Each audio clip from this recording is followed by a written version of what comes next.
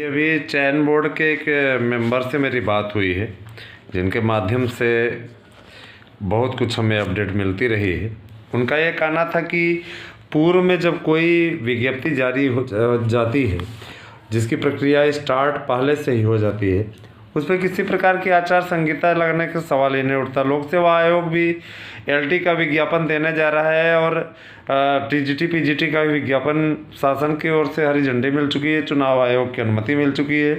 तो आचार संहिता अब नई भी जो भी भर्तियां आएंगी उन पे लगेगी। अगर मान लीजिए कोई नई भर्ती की घोषणा होती है, जैसे आप मान लीजिए सरकार कह दे कि हम जूनियर में 90,000 पदों पर भर्ती करेंगे या 20,000 पदों पर भर्ती करें, मतलब सपोज दैट एक उदाहरण है ना। अब ये ना सिगोफा कोई फैलाने लगे कि 90,000 की बोल रहे हैं हम जूनियर के लिए, एक उदाहरण दे रहे हैं, ठीक है।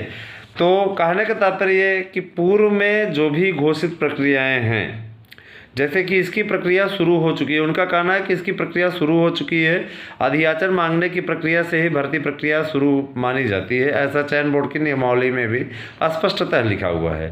तो चिंता करने की बात नहीं है। हम देखिए आप लोगों को इस बात के लिए हमेशा आश्वस्त करना चाहते हैं, और ये इस बात को लेकर के एकदम आप बिल्कुल दिग्भ्रमित मत होइएगा कि आपका विज्ञापन आएगा नहीं। आचार संहिता एक प्रक्रिया है, सतत प्रक्रिया है, वो चलती रहती है। अब यह है कि नई कोई भी भर्ती के लिए घोषणाएं नहीं कर सकते हैं, ठीक है। तो किसी प्रकार की चिंता ना करके, जैसे इतने दिन आपने इंतज़ार कर लिया, आप 15 तक और वेट कर लीजिए। 15 तक विज्ञापन जारी करने की बात ये कर रहे हैं, तो बहुत ज़्यादा दिन तो अब रह नहीं गया है ना। आज वैसे भी आज तारीख हो जाती है 8 तारीख, 8 दूनी 16, मतलब मान के चलिए 7 दिन और है, कोई दिक्कत नहीं है। आप लोगों का विज्ञापन सुनिश्चित हो चुका है और ये 27,000 पदों पर ही आ रहा है, क्योंकि 20,000 पद जो हैं वो हैं तदर्थों के, और शेष बचते हैं 7,000 पे अधियाचन आया हुआ है। तो कुल मिला के 27,000 हो जा रहे हैं इनको भी। और कुछ लोग राजनीति करेंगे, यहाँ जाएंगे वहाँ जाएंगे, इससे कुछ नहीं होने वाला है। चयन बोर्ड अपने हिसाब से काम करेगा और दोनों की विज्ञप्तियों को आना सुनिश्चित है। किसी प्रकार की नियमावली आप उठा करके देख लीजिए। 2011 वाली भर्ती की मैं बात कर रहा हूँ। 2011 में जब टीजीटी पीजीटी की भर्ती का विज्ञापन आया था, उस समय आचार संहिता लगी हुई थी। पूरे प्रदेश में आचार संहिता, नगर निगम के चुनाव थे, आचार संहिता तो आचार संहिता होती है।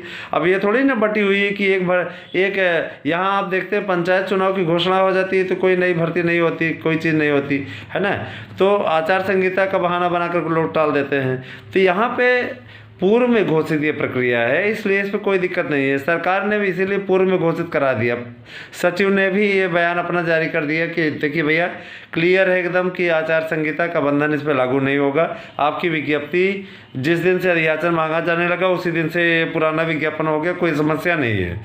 तो ये जारी होने वाला है। आप किसी के भी भ्रम में ना पड़े। जो लोग दिग्भ्रमित करने का प्रयास कर रहे हैं उनसे बच के रहिए। मैं आपसे बार बार रिक्वेस्ट करूँगा।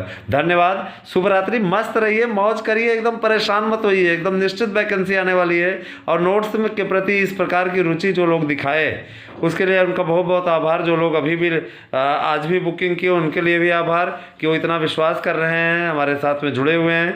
आपको भी अगर नोट्स चाहिए टीजीटी पीजीटी के खास ऑफर के अंतर्गत इस समय चल रहे हैं, एलटी का लीजिए, और निश्चित तौर पे आप लोग लेखपाल इत्यादि के भी भर्ती का ले सकते हैं नोट्स।